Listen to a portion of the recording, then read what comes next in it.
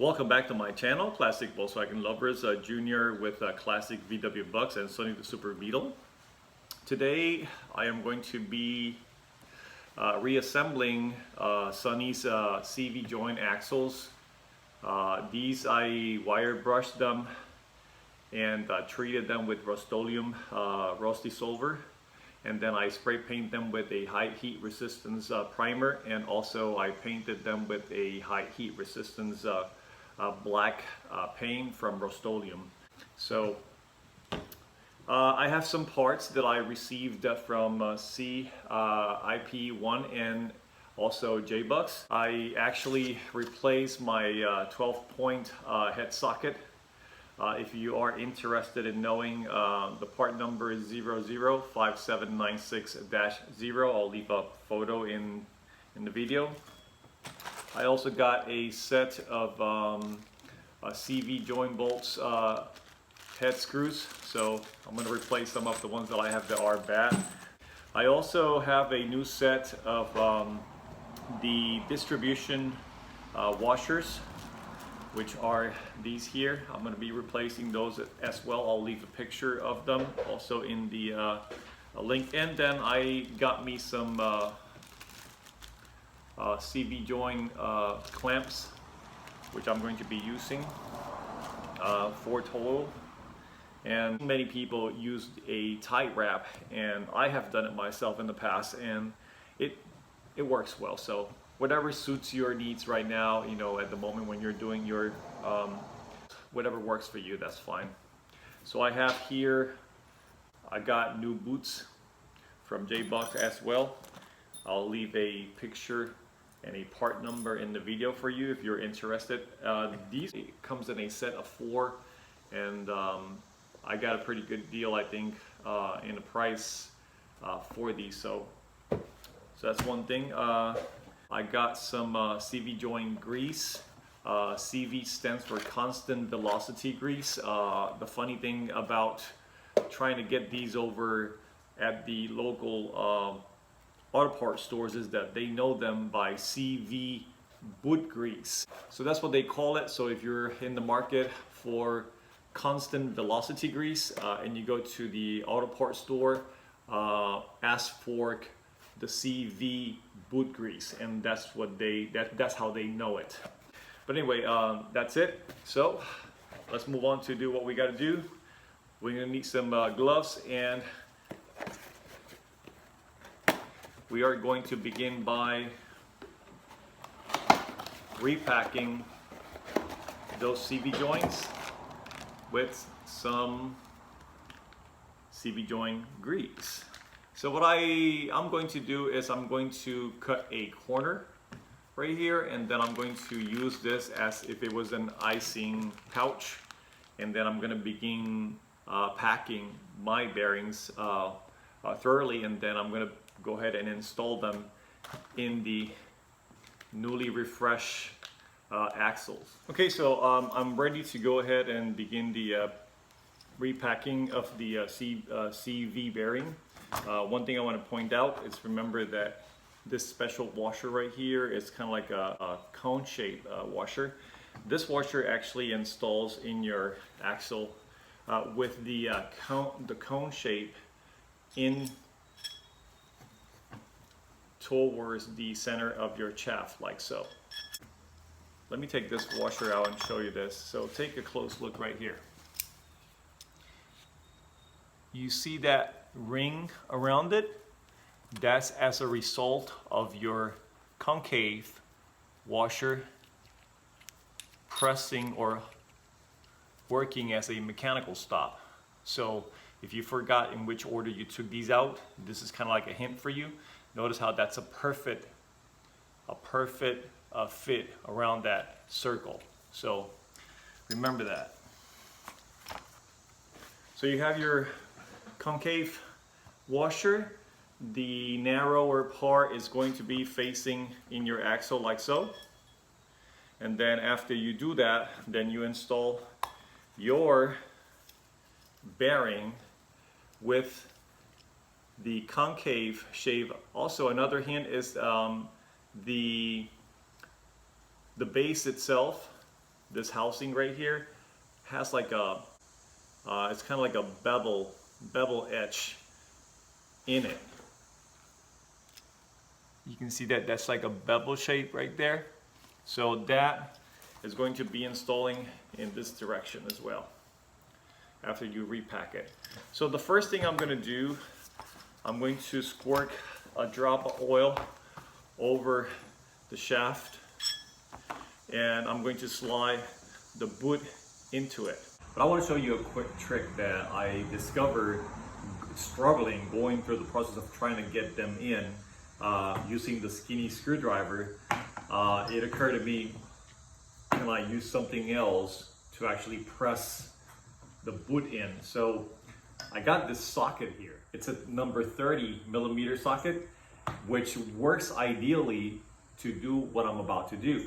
So notice how the socket can actually go into the axle like that. It's bigger than the axle. So when you get these guys in, so normally I squirt a drop of oil in here, and usually I take the oiler and put a drop of oil like so, and then you take this guy here, you get it started, you press it, take the skinny guy here, get it in, right? Bring it down as much as you can.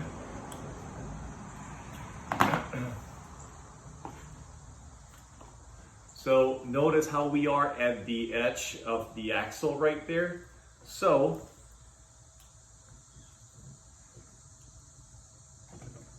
you leave your screwdriver in there, and then you get this socket right here. You go on top like that, get your rubber hammer.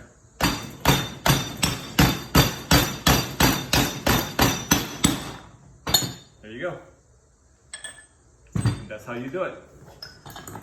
And look how it went all the way through very easily. And now you're ready to install your CV joint. So next, we make sure that we put our special washer with the narrower side inward like so. That's one right there, and then we proceed to repack the CV bearing. I'm just going to cut a small hole here. So this is a messy job. So what I'm going to do, first I'm going to begin by just getting some of it in there, and then I'm going to work that in just like so.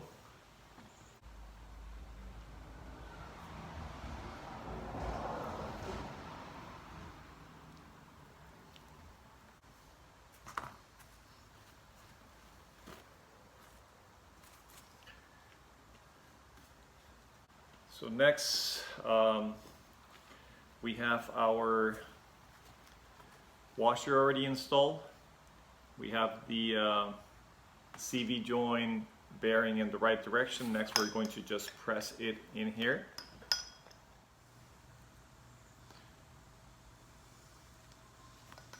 Let me get some of the excess of the grease off of this here so I can work with it. And I'm going to bring this all the way in here. Okay, so now we are ready to install a clamp and secure the boot to the CV joint axle. Before you do that, I would recommend that you turn the boot collar around until you align the holes with the CV joint.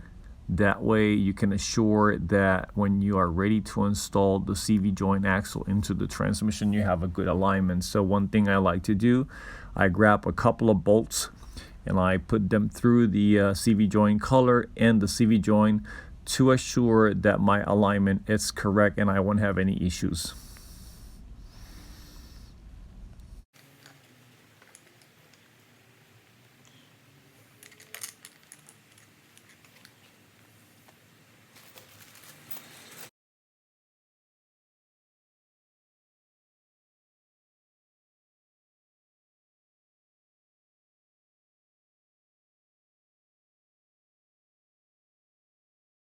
before you attempt to put this strap up here in this boot color, make sure you align your CB bearing with your bolts. So what I do, I stick them all through like so. That way I know it's properly aligned. So after, then you can go ahead and put your strap in here.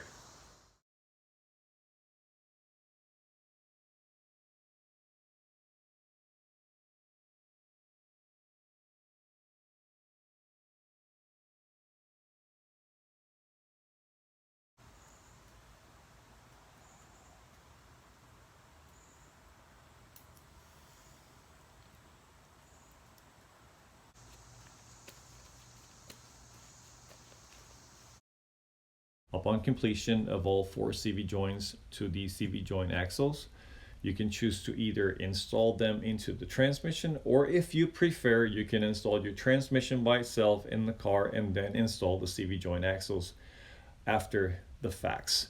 I personally prefer to do it this way. I feel like that when my transmission is over a table, I have a better access and it's easier for me to torque them in that position than if I am under the car trying to fit in there and trying to get my hands somewhere in between the transmission and the chassis to torque them.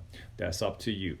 Then next I'm going to show you a picture of the transmission turned around showing the bell housing and the new throwout bearing install, and after that there's going to be another picture with the transmission turned around again showing the front nose that connects under the seat. And also I will be adding pictures for the parts that I mentioned earlier in the video. If you enjoyed the contents of my video, don't forget to like, give me a thumbs up, and subscribe. Thank you for watching my videos, and thank you to my new subscribers. Until then, this is Junior with Classic VW Bucks and Sonny the Super Beetle. Junior out.